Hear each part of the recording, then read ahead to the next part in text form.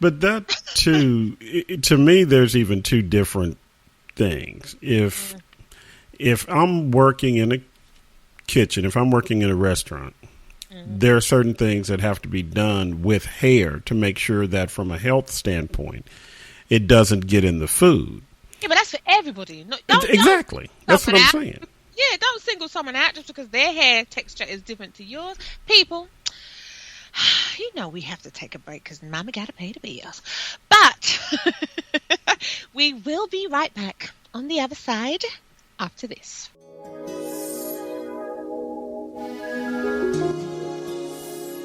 Hi, this is Avani. You're tuned in to the Ask Avani Show podcast on the Get Global Network. Good afternoon and welcome back, people. Yes, we were just having a little break. This is the Ask Avani Show. Yeah, welcome back, people. Yes, yes, yes. I know today's show topic is getting people a little crunk. Woo! Welcome back to K Rose. Good morning, good afternoon, Avani. Oh, yes, I have to say it again, just in case you've just joined us. We are simulcasting, broadcasting live across other radio stations as well. Let's just say, yes, of course, here on Soul Metro Radio, Soul Divas Radio, Divas on 24, Yes Sir FM, OCT Nation Radio, Soul Metro UK, to name a few. And as I said earlier, many more radio stations are being added to the broadcasting network. I'm just going to remind you what today's show topic is all about. I am asking, what is cultural appropriation? Will privilege always win and influence mainstream thinking? Do these things encourage stereotypes? And can those stereotypes be patronizing? I want to know, people at Ask Avani Show. You know what to do. Let me know what you think, because before the break, K-Rose, yeah, we were getting a bit heated, weren't we? Because we were discussing this and it was putting me on that tangent of, okay, they need to slow their roll and just step back. Because they really started to upset me with it. Link 8, K-Rose. Another article. Why cultural appropriation is wrong. Now, you know, when I'm doing my research, okay, that I always end up finding things like this, and it's always the for and against and just stories about something, okay? And this, I thought this was interesting because I thought, okay, hold on. To me, as I said earlier, I think that it is wrong if you're going to, as I say, as you have so candidly put it, steal from another culture. I say, you know, that I think they are being negative and they're harming another culture with some of the antics, especially when they, for example, a good example is, as I said earlier, Halloween, when they get dressed up in all these outfits. And sometimes it's a mishmash. They don't even do it properly. Like, they might have one part of it from, like, for example, an Indian headdress, and then they put jeans on with it, or they put no clothes. If it's a girl, she may just be walking around with hardly any clothes on. I mean, come on. And they think that that's cool, and they think that that's... But someone else, seeing what they've worn made from another culture, may take that as an insult, or especially when they're trying to do it for monetary gain. And like we said earlier, they're not asking permission. They're not asking how they could do it the right way to really honor the culture. They're just trying to take money from it because they can see that other people are liking it and that people want to buy it. So they're like, well, we're going to do it and we're going to make money and just leave that, you know, the culture where it comes from out in the cold and disrespected. But we don't care. Like you said, they don't care. No. You know? Yeah, as long as they can make money from it, as long as I'll say the world, because I said I'm going to stop saying they. Uh-huh. As long as the world can make money from it, they don't care if it injures other people. Yeah, well, this article I'm going to paraphrase from. Basically, in the article, it's saying what cultural appropriation is and isn't. And it's saying that cultural appropriation, in short, is when somebody adopts aspects of a culture that's not their own. Okay, we get that bit. We already know that. But that's only the basic definition. Apparently, it also refers to a particular... Okay, here we go. Power dynamic in which members of a dominant culture take elements from a culture of people who have been systematically oppressed by that dominant culture. We have a dominant group. So now, hello, what were we just saying? Stealing! Yeah. Monetary gain! Yep. Prioritize to monetize. And the oppressed group normally doesn't realize that part of their culture is being stolen, appropriated, whatever you want to call it. Because the other thing about it is that the world, when you start breaking down how someone in a culture thinks about something, you make those people in that culture think that there's something wrong with it first.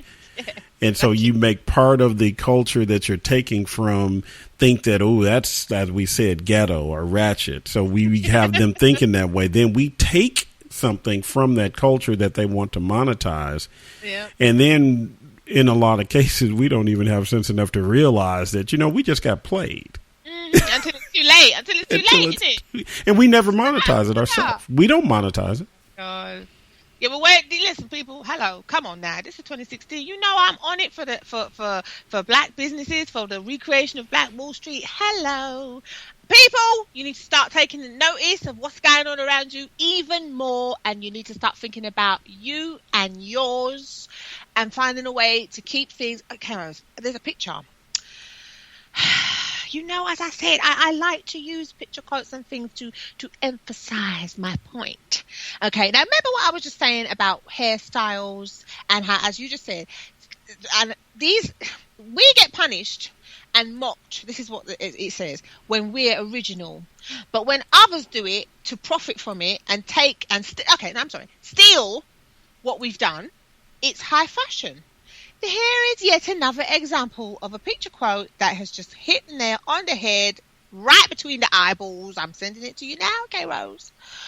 It's called Gel Down Baby Hairs. Hello, people. You know what to do if you want to see my pod post. Stop it. You need to stop it because... Hello. You need to stop it. Okay, but am I right or am I right? You are absolutely right.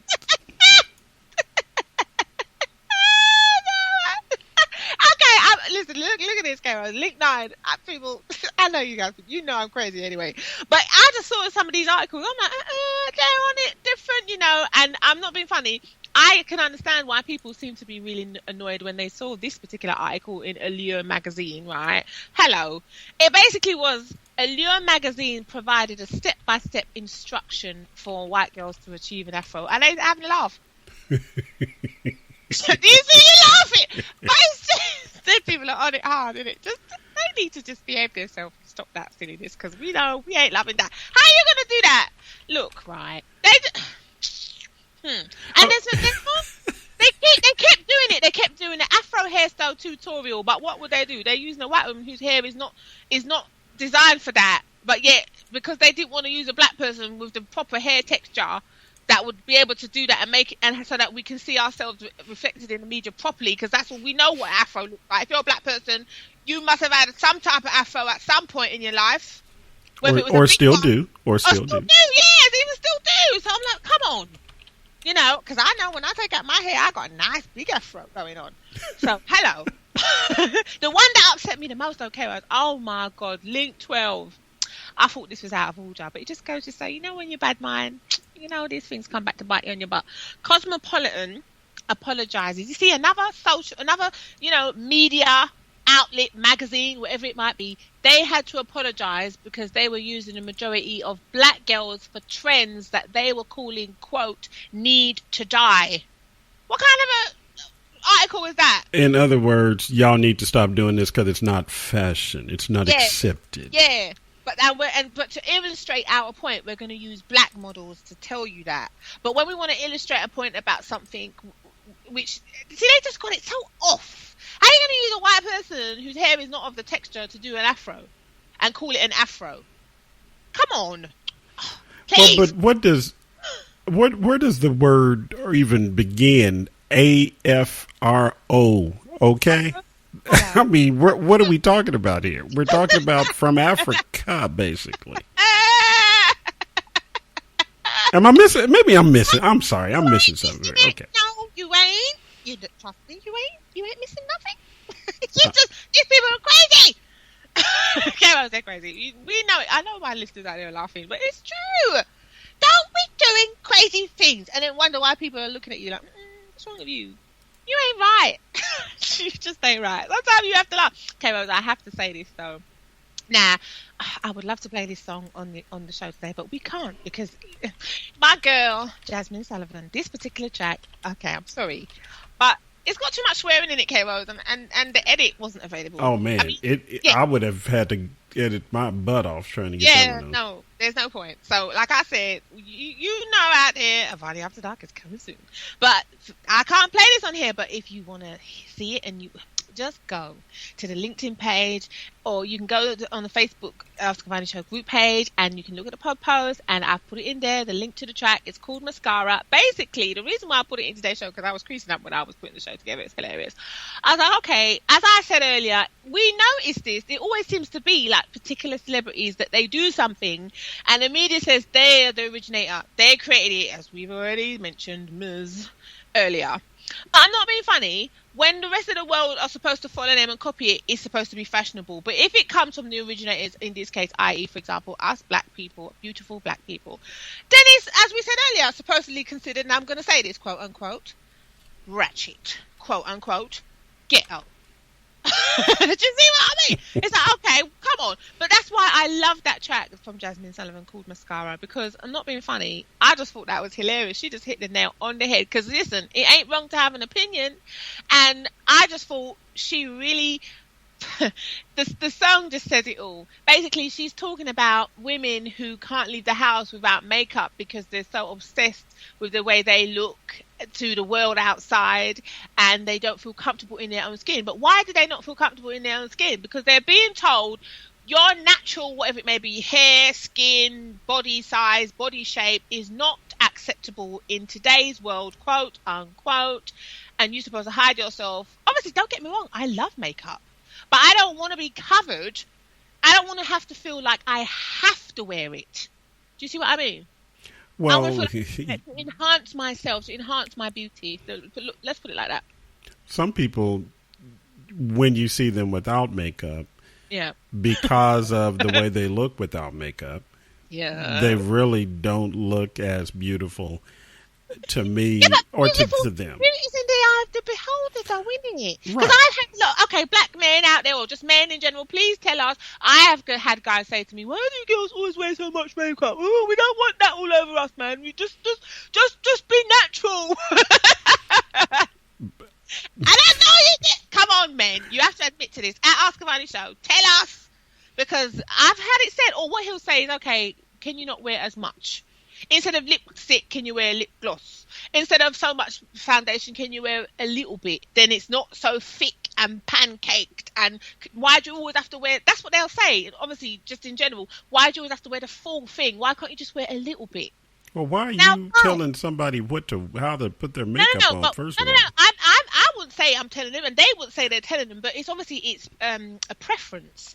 But what I'm saying is, it's society that makes women as a whole sometimes feel that we have to cake ourselves all the time, every day, spend 2-3 hours in the mirror before we leave the house to look a certain way, because society tells us that if we don't, we're not feminine enough, we don't look good. Do you see what I mean? Again, people, I'm playing devil's advocate here, because I like makeup. I'm going to tell you straight, I love makeup. I wear makeup most of the time, but not because someone's told me I have to, because I like it. But I am careful, because I don't want to be wearing so much makeup or the type of makeup that will ruin my skin underneath. I don't want to be covering up my skin where it gets to the point where I have to wear it and I look horrible, really horrible, like almost unrecognizable without it. You don't want to wear so much that your skin can't breathe, and you start to get more spots from wearing it, as opposed to if you didn't. Well, see, there's a lot to what you were saying and what you're saying about makeup, so we'll be talking about that, because that's another rabbit hole. But okay. One of my points is, for me as a man, as a mature man, an older person, there are certain things I never touch as a subject matter. And telling a woman how much makeup to wear or not wear is one of those things. Okay, girls out there, come on in. The reason I'm saying this is because I've had guys say to me, why can't you not go out with no lipstick on? Can't you not wear, I don't really want you to wear so much foundation. And in his mind, he thinks I'm wearing a lot. And I'm thinking, well, I like it because I just like to make my face look even. But yeah, you're right. Listen, Kairos, if I ain't going to take no notice of him. If I want to wear it, I'm going to wear it. But that's his opinion. He is saying to me, what they're trying to say is make you feel good. Like, say you don't need it. That's what he was trying to say to me. Why have you always got it on? You don't need it. But for when I can put on some and he don't realise I've got it on, then that's a better look because you look more natural.